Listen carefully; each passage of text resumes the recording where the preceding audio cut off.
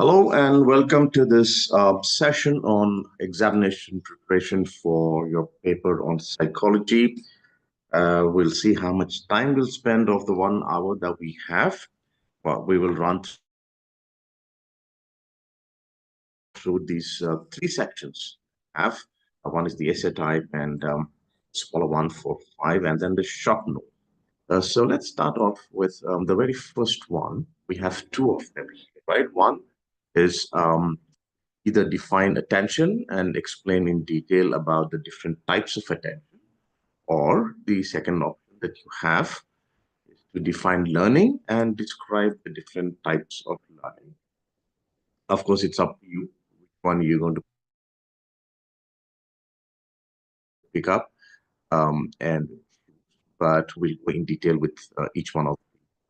We'll also have in the second section withdrawal and denial, the need theory of motivation, experiment method, types, thinking, and very brief notes on projection, illusion, and hallucination. Are they one and the same? Are they different? Frustration, something that we experience every now and then. Repression, not to be confused with suppression. We'll talk about that and later. So let's talk about attention itself. If you want to go by the definition, it's always good, especially in essay type questions, to first define what we are talking about. Always about what we are talking about. So, by definition, here, attention would be it's the state of consciousness in which a person focuses on stimulus, such as an object, event, or task, and responds to it. To put it in simple language, which is a person has to be able to understand what's going around him. And then attention, another word for attention is simply focus. So you focus on something, which could be something that's happening, something that's in front of you, something that you have to do, any one of these, paying attention to it, and then you respond to it, whatever it demands. So attention now goes slightly beyond this. We'll also define it as saying it's a combination of how long and how many things a person can focus on. Can you pay attention to two things at the same time? Multitask? Can you do more than one?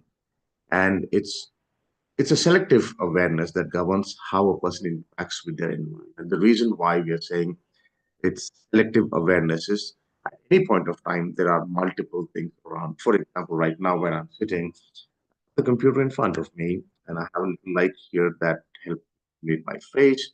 But I also have my phone and my watch that I set aside here. I have my furniture at home. I have a pen here. Now, all these are around me. It depends on which one I select and say this is what I'm going to be more aware of as compared to everything else around my environment. For example, even the sounds that I'm listening to. I'm sitting here. My attention right now is on my voice, what I'm saying. At the same time, if I actually tune down a little bit, tune off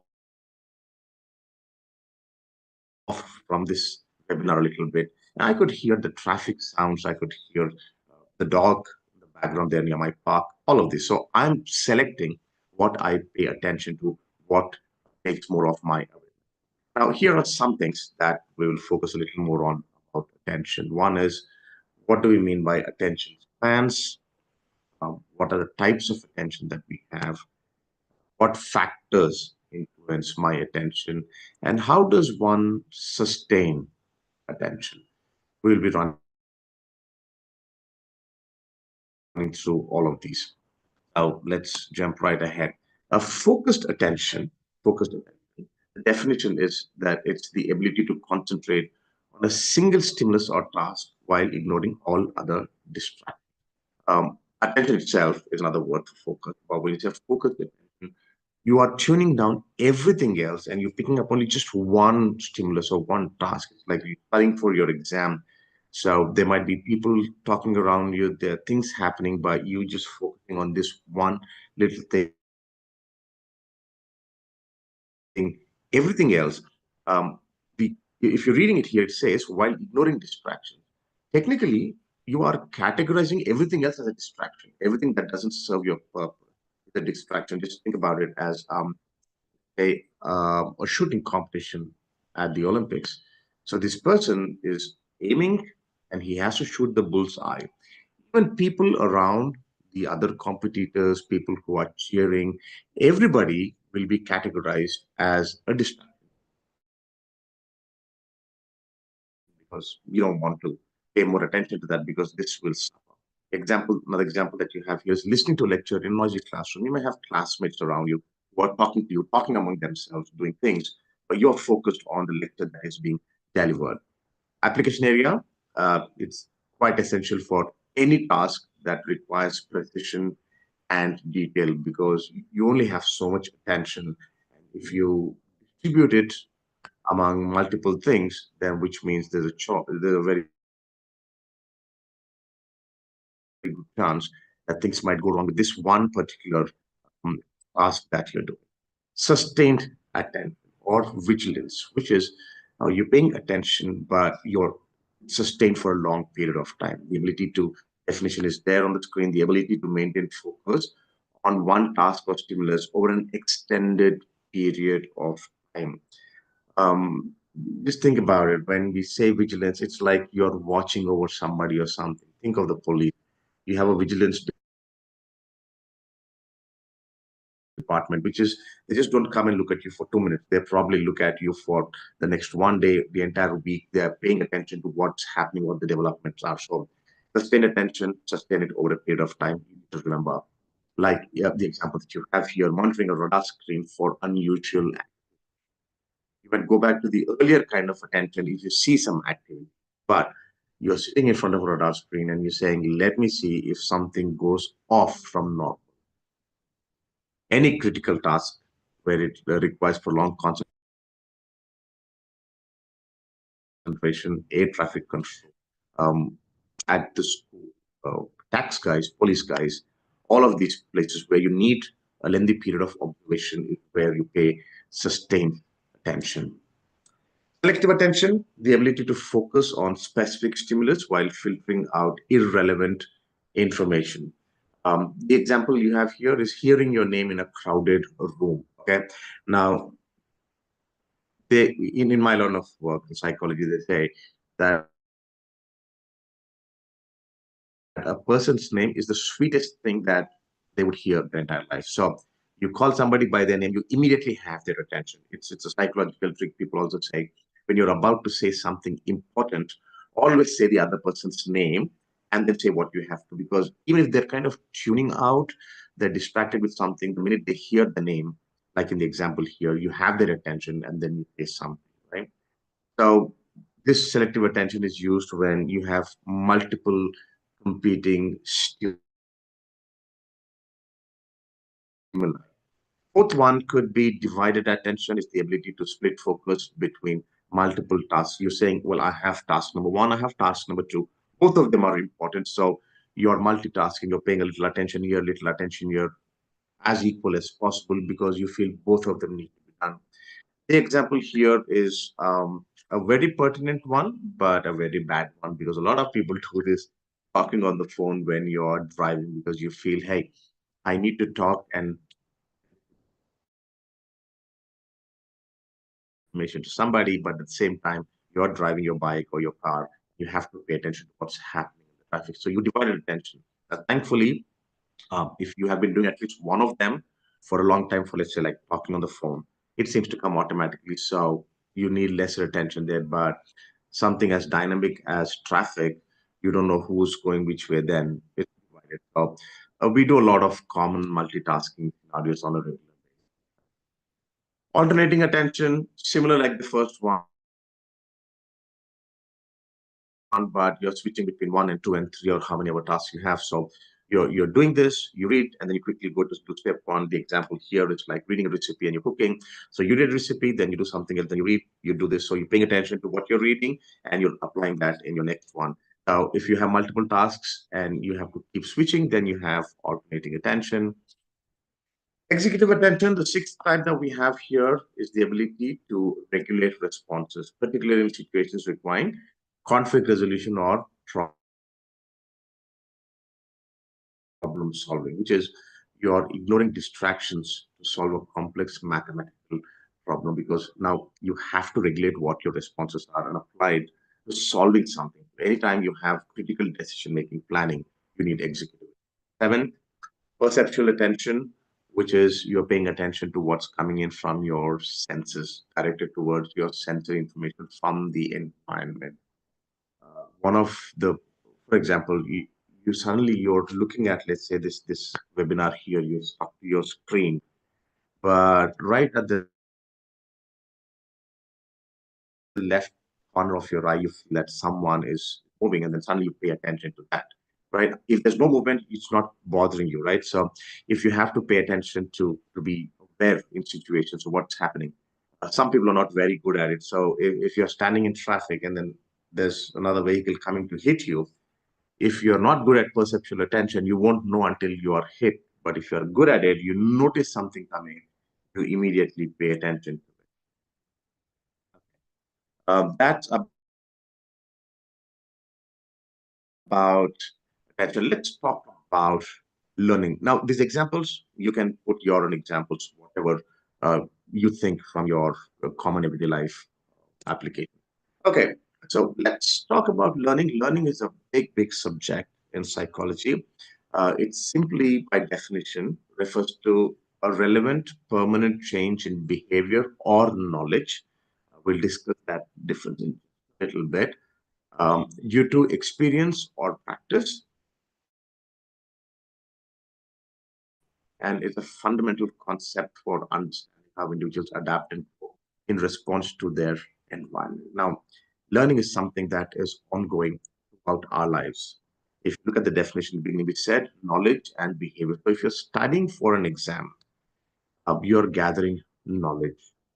Right?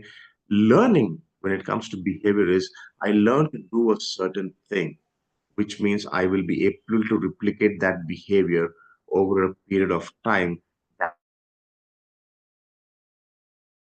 is me learning. Now I learned how to make something. I learned how to simply write. I learned to play a music instrument. So I'm able to do something. That is learning. Now, if somebody is unable to learn, then their growth is going to be stunted in that particular area, right? So for us to survive in the environments that we are in, we need to learn what's happening, right? So the focus is change in behavior. It could be experience based. It's a continuous process. It can come in a varied forms. You could be learning anything at all. Let's look at the types of learning. The first one that should come to our mind is classical conditioning, also known as Pavlovian conditioning, right? Now, this was discovered by Ivan Pavlov, and it involves associating a neutral stimulus with a reflexive response. Now, the thing that started for Ivan Pavlov is this. He was actually doing a different experiment altogether with his dog. And then he suddenly noticed something about the dogs with reference to food. He noticed that every time they were being given food, they started salivating. Okay. So he had little cups here on the side of the mouth of the dog. And then what he did was, he said, if I give the dogs the food, they will salivate. Like all of us also. And you go to a wedding and you know it's time for the reception. All of us start salivating because we have these images of food, of the wonderful things that we're going to eat now. But a little twist here is what he did was instead of giving the dogs the actual food, he started ringing a bell just before giving the food, right? So initially, just ringing the bell did not mean anything at all to the dogs. It's just a bell. You hear it, they forget it. But over a period of time, when they started to realize that about 5-10 seconds after the bell is rung, the food would come. So the bell, which was a neutral stimulus, which had no meaning altogether, suddenly started being associated with food. So the dogs went from salivating at the presence of food, started salivating as soon as they heard the bell, because now they made an association. Bell means food, and hence they're in expectation, they start salivating. So we do a lot of examples of classical conditioning over a period of time. A neutral stimulus that had no meaning to you, when associated with a different thing that you like or you're afraid of, you start responding to the neutral stimulus over a period of time. This is called classical conditioning. It's like, um, if you were to replace ourselves with the dogs, initially a bell doesn't mean anything. But once you start going to school and you know that as soon as the school bell rings, you can go home, we started getting excited every time the school bell goes off. So classical conditioning. The second type of learning was headed by a person called B.F. Skinner. It's called the operant. Operant conditioning is where learning happens through either rewards or punishment. Um, Simply put, that if reward, which is a reinforcement, is given every time a task is completed, then the person, in the example that we have here, is a child, might go back to repeating that because he knows that if I do a certain thing, then a reward will follow. Will do it. Also, punishment also works. It's just that punishment works in the negative sense, which is if I do this, I'm going to have an unpleasant experience. They're either going to punish me, hit me, or take away something that I enjoy, but it's a negative experience. So then I will stop doing it because this is going to hurt me. First example that comes to my mind is one little child I knew years ago.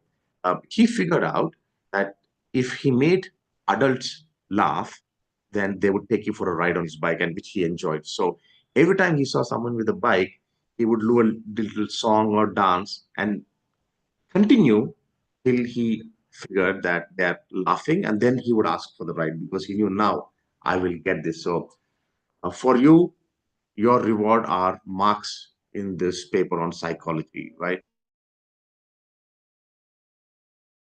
If you feel you're doing good, then the learning for you is, hey, I study. If I do this, I get more marks. If that's what you like, you would do that. So operant conditioning, depending on the rewards or the punishment you get for a particular action. Another big name in psychology is Albert Bandura. Now, Albert came up with something called observational learning or modeling, where he says we do not just learn everything by ourselves. There's a whole lot of stuff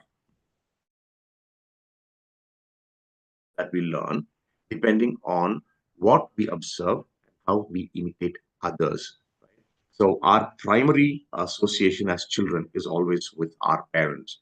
So we grow up, we do a lot of things that our parents do because we simply look at them and we repeat. If you go on social media, you'll see a number of videos where you see children imitating their grandparents or their parents without even really knowing what the meaning is. Some habits that people pick up, right? Let's say if a child is biting his or her nails, you should not be surprised if there's a parent or an older sibling at home who's doing that. The child now looks at that, starts modeling their behavior after this person, and then you have the observational learning. You observe something, and then you repeat, which is observational. Cognitive learning.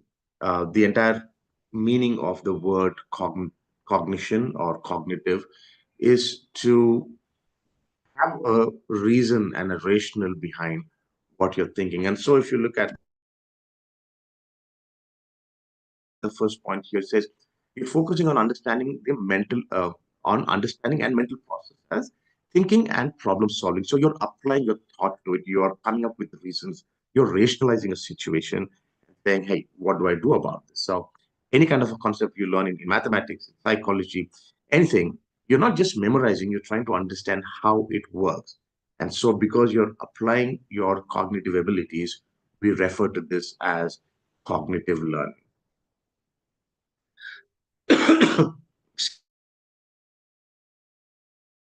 Excuse me.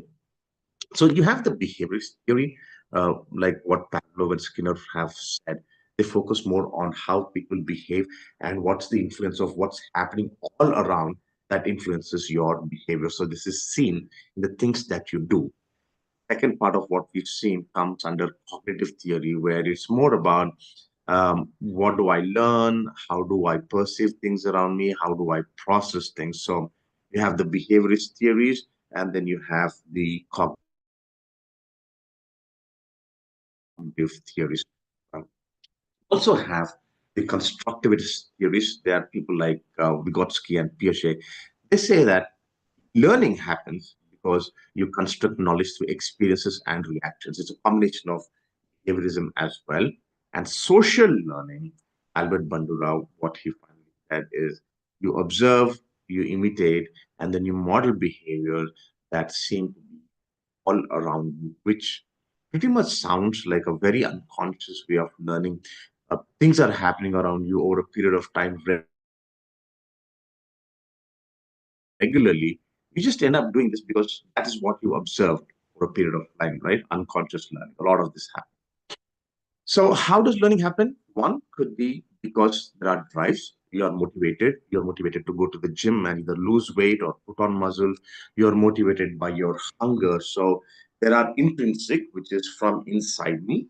There are extrinsic, which is from outside. But there are some drivers which push me to do something. So, there you have motivation. Then we have environmental reasons, just what is happening around me, and then I respond to my physical and social surroundings. There are cognitive abilities, which is memory, attention, problem solving skills that we've seen, and of course reinforcement, which is reward and feedback, either punishment, reward, or feedback that I get, which slowly channel me into a certain way and certain areas of learning. Okay, now we've covered the two big ones. Let's go ahead with the short notes. Withdrawal. A withdrawal is taking something, a simple idea of what withdrawal is. You're taking something. If you notice in the definition itself, by saying it's a coping mechanism, which is I am struggling with something in life, something that is challenging me, something that is difficult for me at this point of time. And so I don't know what to do. And in a bid, in my way of managing with this, come up with coping mechanisms. Withdrawal is a coping mechanism where an individual, let's say me, I retreat, I take a couple of steps back from whatever is happening, the interaction with some other person, the physical or the emotional interaction with someone, so that I don't have to face stress, I don't have to face conflict in any overwhelming situations because this is too much, this is more than what I can handle. What are the types of withdrawal that we have?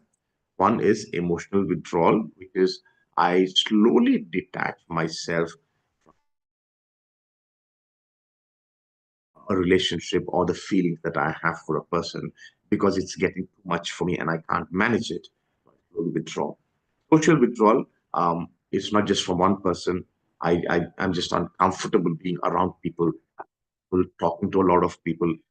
Don't like going to, let's say, family functions because a lot of people ask a lot of um, how are your studies going? When are you getting married? What's happening? So I don't want to. So I start avoiding all social interaction. Withdrawal, taking a couple of steps back.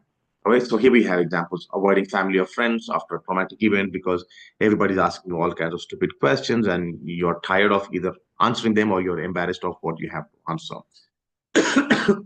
Or if you're having a big argument, a fight with someone who's close to you, you suddenly just shut down and say, okay, now I don't want to deal with this. I withdraw from the situation. I just walk off.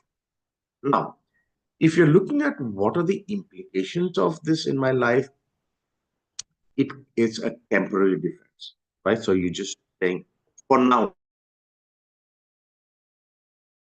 I'm going to take two steps back, but I might come back after a couple of minutes, couple of days. I will. But if I do not come back from my state of withdrawal, if I do not say, okay, I'm ready to handle the situation now, I have an answer. I can manage situations. If you do not do that, then it can slowly lead to long-term issues because you get very comfortable in not talking to people. It seems very easy.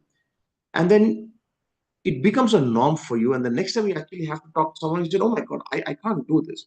So when you cut off people more and more, it could lead you depression because you feel, hey, no one's around me, no one likes me, no one me. Or it can lead to social anxiety because you're saying, okay, so every time I have to talk to someone, it's getting difficult, but I get more comfortable when I'm not with people. And if that becomes a comfort zone, then you're subjected to your social anxiety. And the further and the longer you stay away from people, the more difficult it would be for you to get back into the circle and talk. Just give me a moment.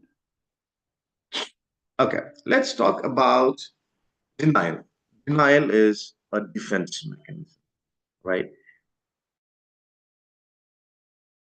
Where someone just refuses to accept the reality or the facts around them because acknowledging them would hurt them emotionally. And they're saying, oh my God, if I acknowledge this, I have to deal with everything else that comes with it. So I will just behave like it's not happening.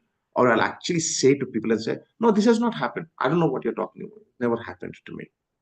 Let's take some examples a little later, but let's look at types. One is uh, a simple denial, right? Just outrightly saying this has not happened, right? So imagine an individual goes for regular medical tests, bad that comes. Now, if this individual has to accept, then they are thinking, oh my God, if I accept that this has happened, then I know that there's going to be treatment, then I have to eat this, not eat this, I have to exercise, I have to go for treatments, and that's going to cost a lot of money or a whole lot of distress. So the best thing for me to say is, no, something is wrong with this report. You you got the report wrong. I'll get a second report done. So you're in denial of the truth. Okay. Extreme example is when someone died, you see the family and loved ones saying, oh, no, no, he's not dead. He's just sleeping. Right. So then I don't have to deal with the loss. It's simple outright denial. Second one is minimizing, where you're acknowledging this has happened, but you're saying, no, but it's not significant. It's not a big deal. It is, it's a big deal. But accepting it as a big deal, which would mean that you have to face it. So you start to minimize. Um, I'll give you a favorite example of mine. If you see a child who's learning how to ride a bicycle, is going on a bicycle, suddenly trips and falls down. Okay, the child is hurting, but the first response, in all probability, the usual child is the child will suddenly jump back and say, "Nothing happened. Nothing happened. I'm not hurting." Inside he is, but to accept it in front of people, it's too much. So minimize. You bring the impact of it down. You're accepting it, but you're bringing it. The third one is projection denial, which is you are acknowledging, but you're saying, I cannot accept this for me.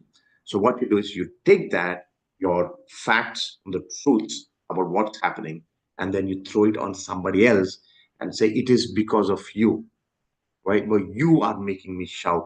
You are doing this. It's not me because you don't want to take it on yourself. For denial, outright no, minimizing, making it smaller, projection, putting it on somebody else. The examples are here, right? So let's say the first one, a person with substance abuse problems will simply say that, no, this is not an issue. I have it under control. I'm not addict. I'm not an addict at all. Okay. Minimizing, ignoring signs of a failing relationship. Something is going wrong, but you simply say, no, no, no, he was just a little angry. No, no, she was just distracted. I know. Otherwise, he or she loves me. Minimizing it. Final one is providing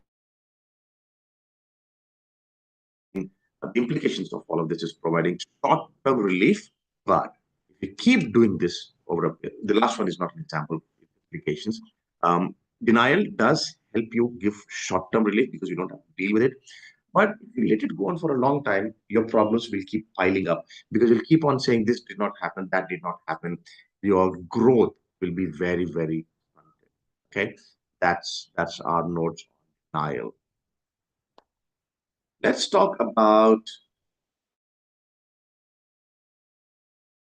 needs. Okay, so every person, you all have needs.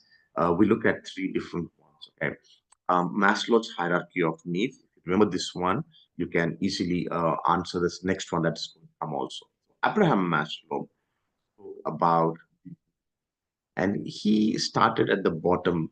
The reason why he has this pyramid kind of a state is he said that you start at the bottom, and as you start going up,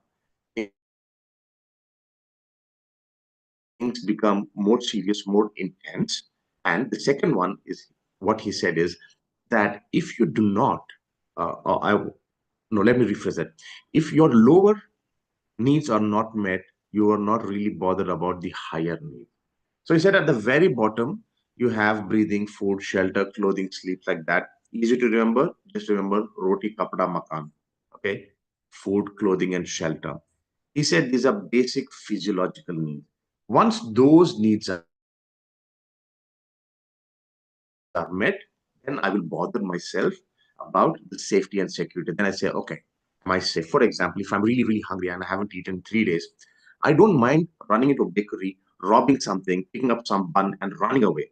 It is not safe for me because the owner might catch and beat me up, but my lower physiological needs are more important. I'm risking my safety to get this met. So you have physiological needs, then you have security, safety, and security, which is do I have a place to live? Do I have enough money? Do I have a family, someone along with me to keep me safe? Next level is love and belonging. If I have the lower two needs, then I say, okay, do I have people? Do I have relationships? Do I have family? Do I have a sense of connection to people around me? If I get all of that, my next level needs are, do I have my self, which is, am I being productive? Am I doing things for which people respect me? Do I stand out? What are the things that are unique about me that make me feel good about myself, that I am a productive human being and I have a status in the society? If all of these are met, finally, I will bother myself about self actualization, which is my being creative from everything that I've learned in my life. Am I being purposeful? Am I sowing into other people's lives? Am I contributing towards society? Am I realizing my full potential? That is self actualization. Physiological needs, safety needs, love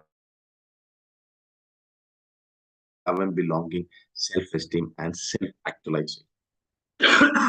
Now, the next one was proposed by Alder.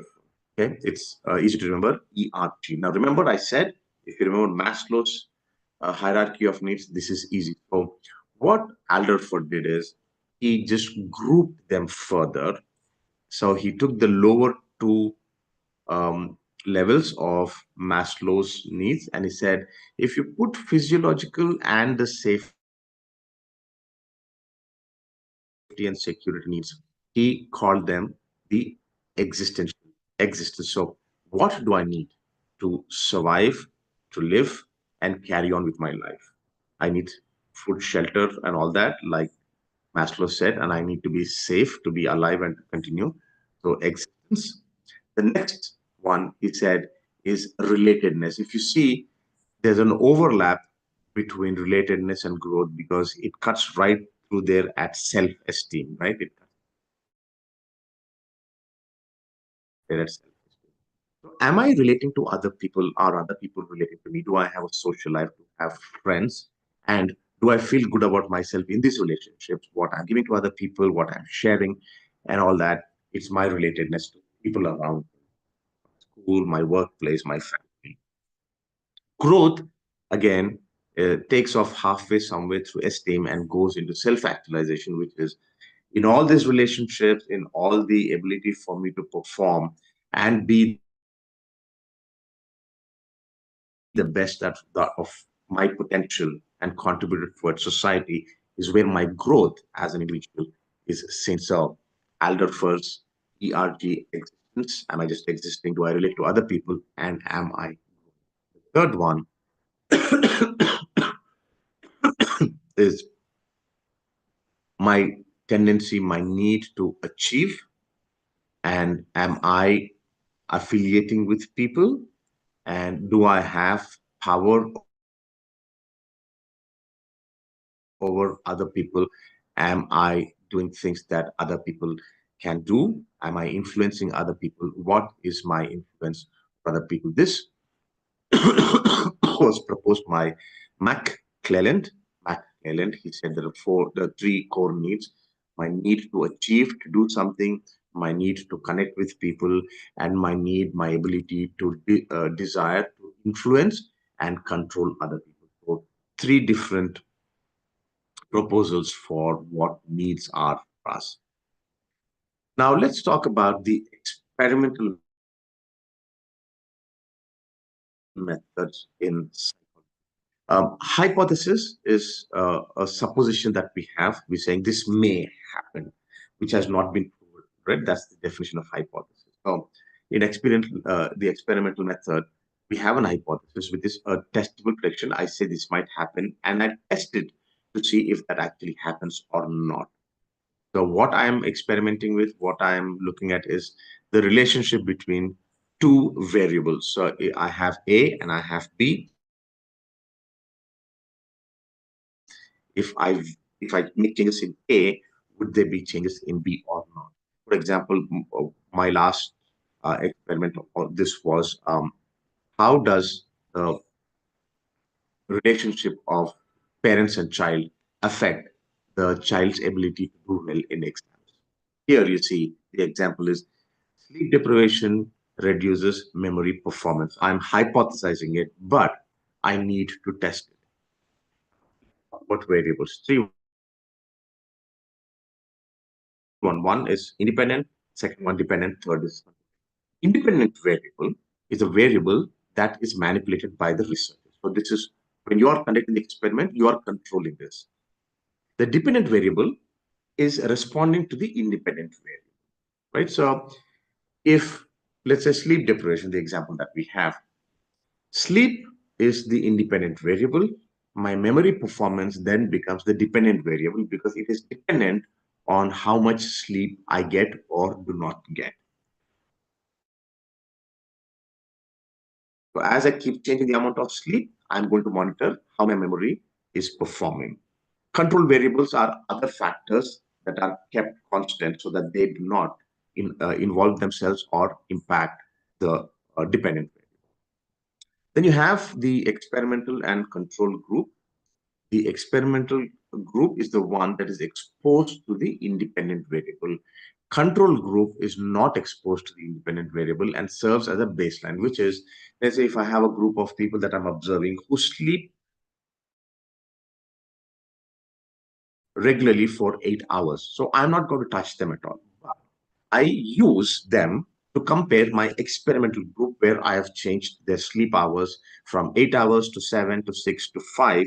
And at every stage, I keep comparing this 8 hour constant control group to the experimental group, which can differ from 8 to 3 hours or anywhere in between. Going further in experimental method, you can have random assignment so that you know that your results are unbiased. For example, if I were to do an experiment with all the colleges that are signed up with Prakaram, then I will take one student from each college. So I will get an unbiased, random. Otherwise, if I just take students from only one college, they could be very biased because they're all in one situation, one location, one college, one way of learning. There is control of extraneous variables, which is what measures am I taking so that other things that are happening around do not affect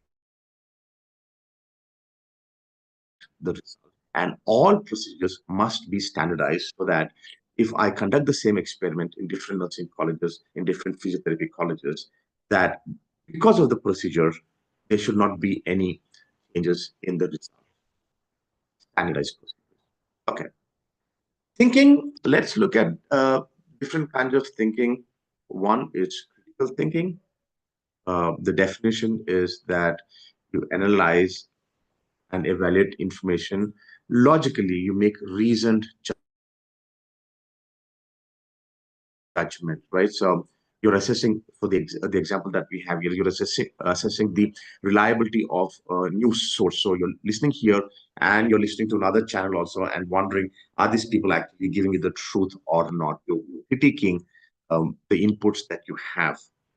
Creative thinking is where you're generating new and original ideas. So you have a whole lot of learning that has happened. You have input from different areas, but your creative thinking comes where you take some information from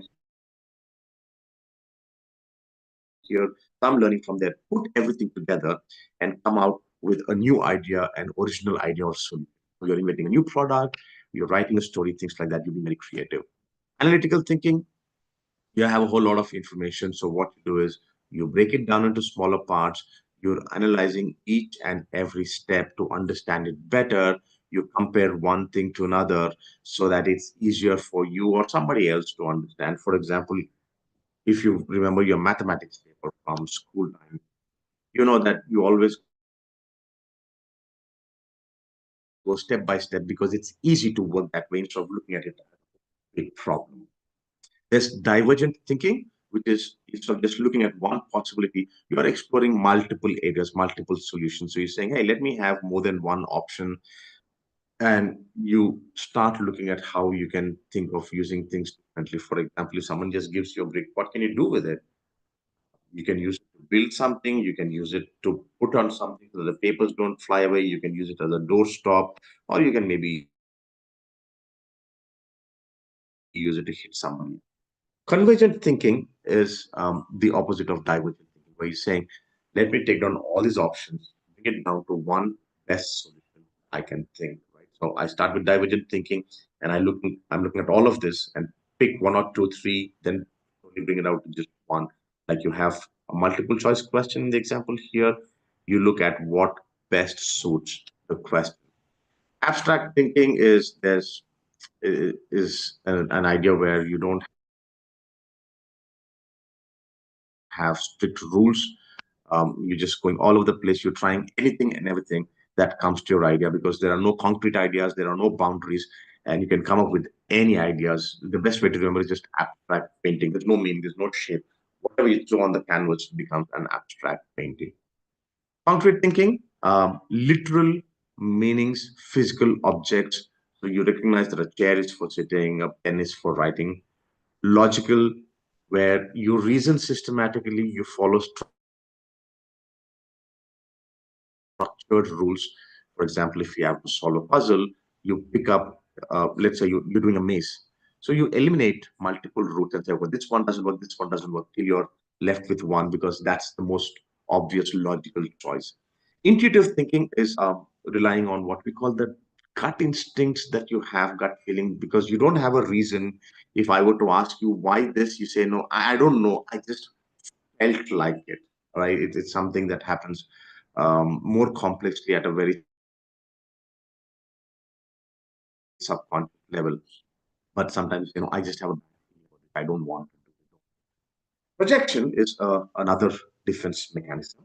It was identified by Sigmund Freud, where he says you attribute your own undesirable thoughts and feelings to others. So project on to somebody else because then I don't have to deal with it. If I'm anxious about what's going to happen, if I feel guilty that it's because of me this is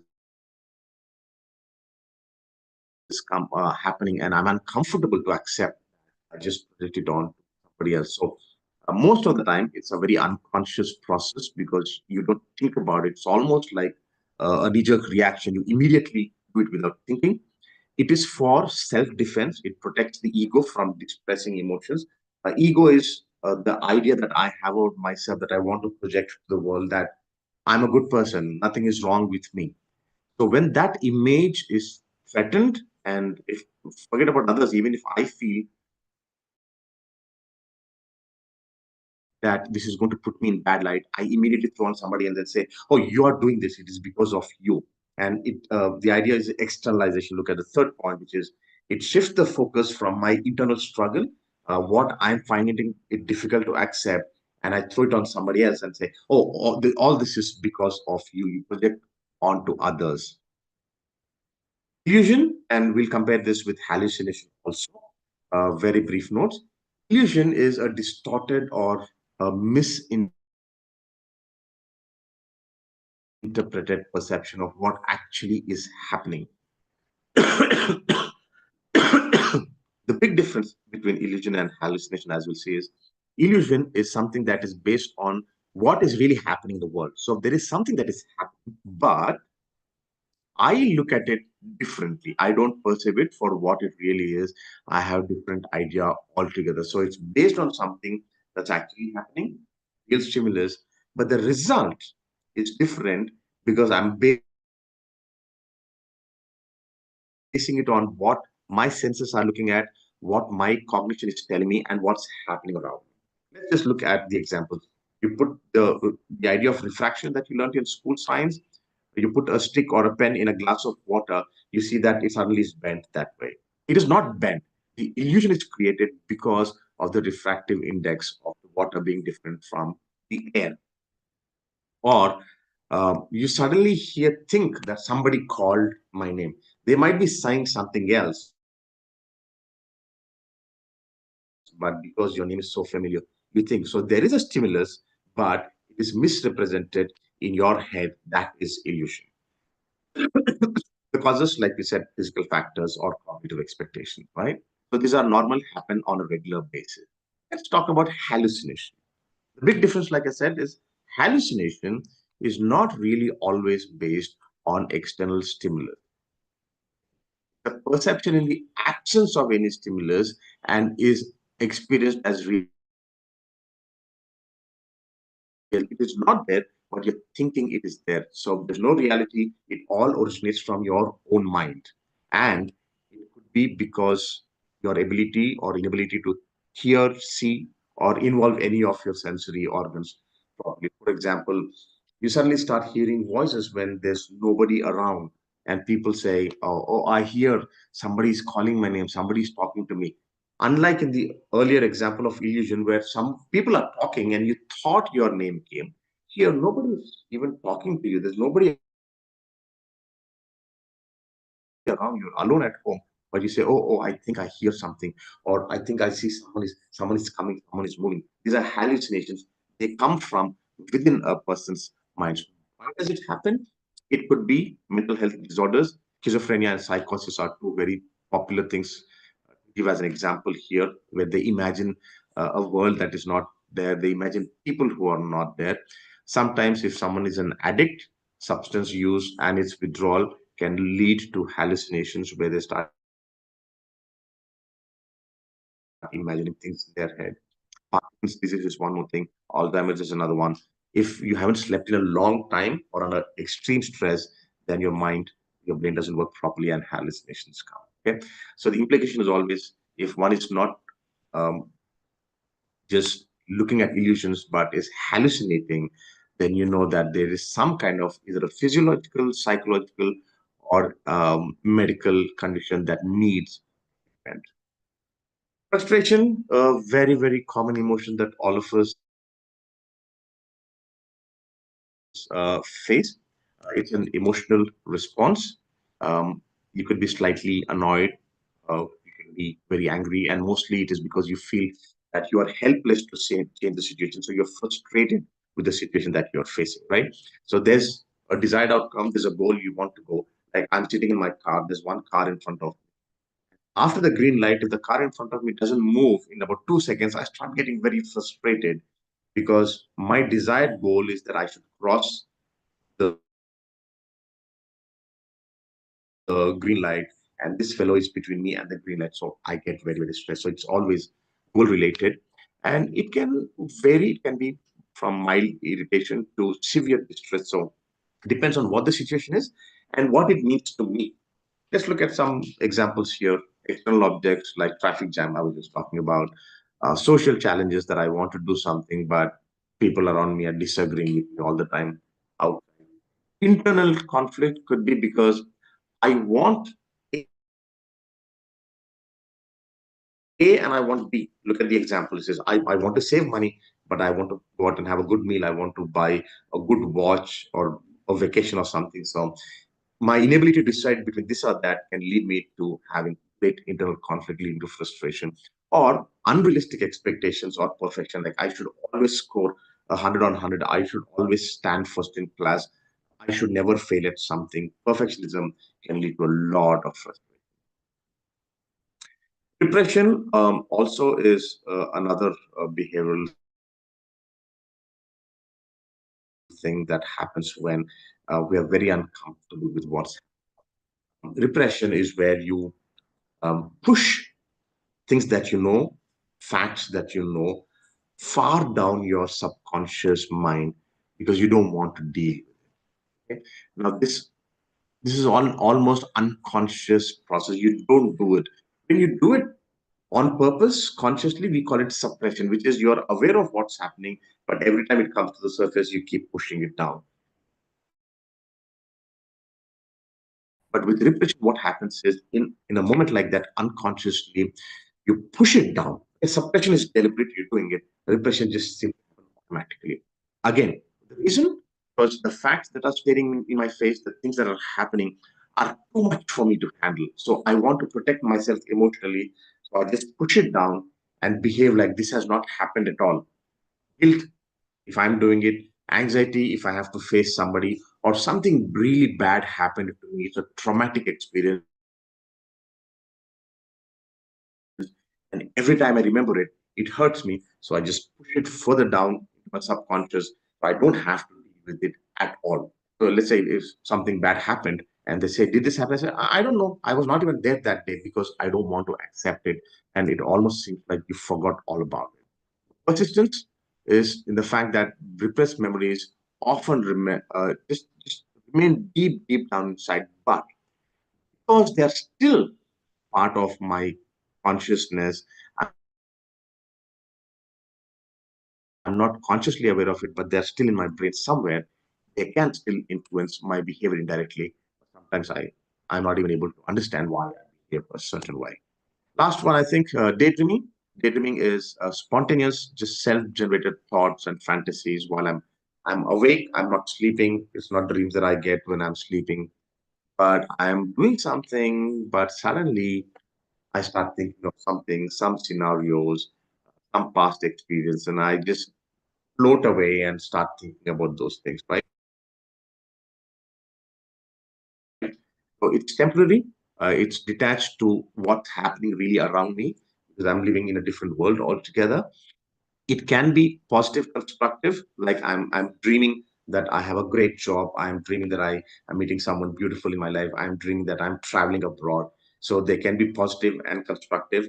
They can be guilty or dysphoric, which is oh my god, what happens if I do this, or some consequences, something that happened a long time ago, or it's just simple distraction, like I'm sitting in the class, the lecture is going on, but my mind just goes off into what I want to do this weekend, the plans that I'm making, that I'm not here paying attention to what's happening. How can it help? It can actually ignite my creativity and help me in problem solving because I'm not doing it. It's in my head, so I'm jumping from one thing to another. It can help in problem solving. It can help in emotional regulation, like if I'm in a difficult situation. I can imagine myself in a better situation, in a happier situation.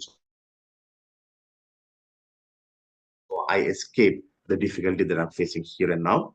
Can help in planning and goal setting, saying, okay, I have to do this, I have to get here, so I have to work whole lot of things. It can help in memory and learning. A lot of people have different techniques of how to memorize things. They just create stories in their head and they associate different facts, information to that story. They're able to remember better. A lot of memory champions use this. So that's daydreaming brief note. That brings us to the end of our discussion on the paper for psychology. I hope you found it helpful. Please remember, when you're writing down, make points, especially for essay, so that it draws the attention of whoever is correcting your paper to know that you put down 3 points, 4 points. You can expand on them, but if you just write everything as paragraphs, it might be lost. So those are some simple tips that I have for you, and also the discussion. Hope this helps. All the best for your exams. Bye bye.